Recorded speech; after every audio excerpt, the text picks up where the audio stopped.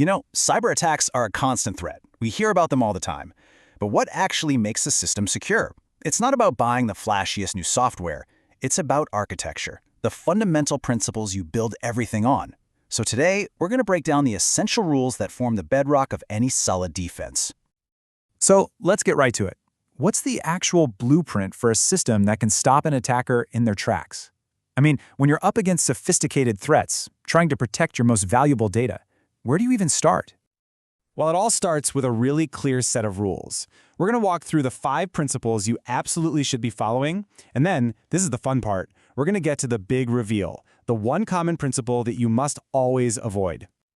Okay, here's our game plan. We'll start with the big picture strategy of defense in depth. Then we'll dive into controlling access with least privilege. After that, we'll look at how to build security in from the start with duties and design, and then why keeping it simple is so important. And of course, at the end, we'll uncover that one critical mistake you have to avoid. First up, defense in depth. The name kind of gives it away, right? The core idea here is to create a challenging, multi-layered obstacle course for any potential attacker. It's all about not putting all your eggs in one basket, not relying on any single security control to keep you safe. The old way of thinking about security was the castle model. You'd build this huge, thick wall and just assume you were safe inside. But what's the problem with every castle? It needs a door, and that door becomes a single, massive point of failure. In today's world, our networks are these complex, sprawling webs. That old single-door approach just doesn't cut it anymore. And if you think about it, a real castle never relied only on its walls. It had layers. You had a moat, then thick walls, then a drawbridge, and even if you got past all that, you still had to deal with inner guards. Each layer was another hurdle. That's defense in depth. In a modern IT system, it's the exact same idea, just with different tools.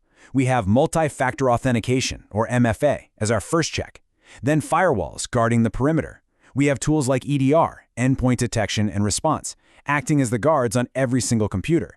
And finally, data encryption is the last line of defense. Multiple layers, each doing its job.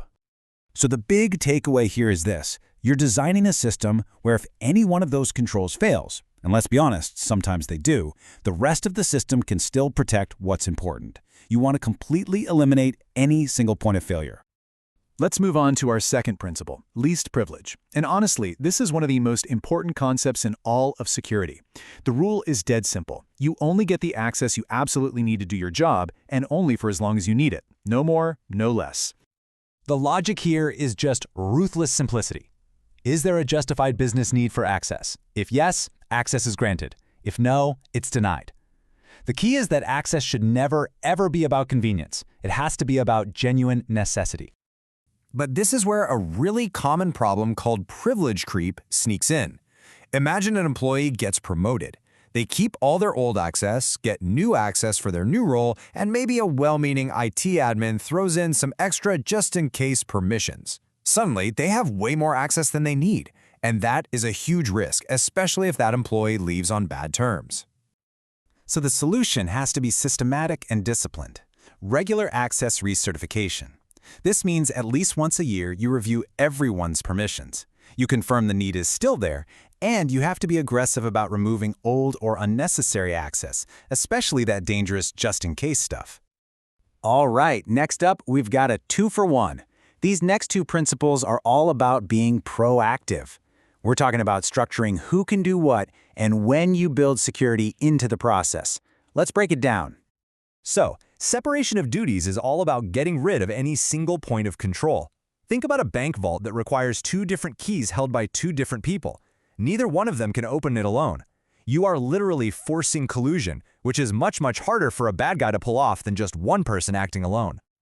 And secure by design means you don't wait until the very end of a project to think about security. It has to be part of every single stage, right from the initial requirements and design, through the coding and testing, and all the way into production. You can't just bolt security on afterward. It has to be baked in from the start. Our next principle might sound a little weird, but it's absolutely vital. Keep it simple. There's a saying in this field that complexity is the enemy of security. And why is that? Because when things get too complicated, humans will always find a workaround. And this quote just hits the nail on the head. If your security measures are so complex that they're a total pain for your legitimate users, they will find a way to bypass them. They'll start writing passwords on sticky notes or sharing accounts, and in the process, they'll completely undermine all your defenses. Okay, we've covered the principles you should always follow. And now it's time for the big reveal. We're about to expose the single most dangerous idea in security architecture, the one you have to avoid at all costs. So what do you think it is? What's that one flawed idea that sounds kind of logical on the surface, but is actually a catastrophic mistake just waiting to happen? It's this security by obscurity. This is the tempting but completely flawed belief that you can make a system secure just by hiding how it works. It's security through secrecy. Here's the difference. Black box security relies on a secret, proprietary algorithm. The problem is, history has shown us time and time again that these things always get broken eventually. The right way to do it is glass box security. The world's strongest encryption algorithms like K.I.S.S and RSA are public. Anyone can go inspect them. Their security doesn't come from a secret design, it comes from a single, well-protected secret, the key. And this all goes back to a foundational idea from way back in the 1800s called Kirchhoff's principle. It says that a truly secure system should remain secure even if an attacker knows everything about it, everything except for the key. So I'll leave you with this question. Is your security built on a strong foundation, or is it just hiding behind a curtain waiting for someone to discover it?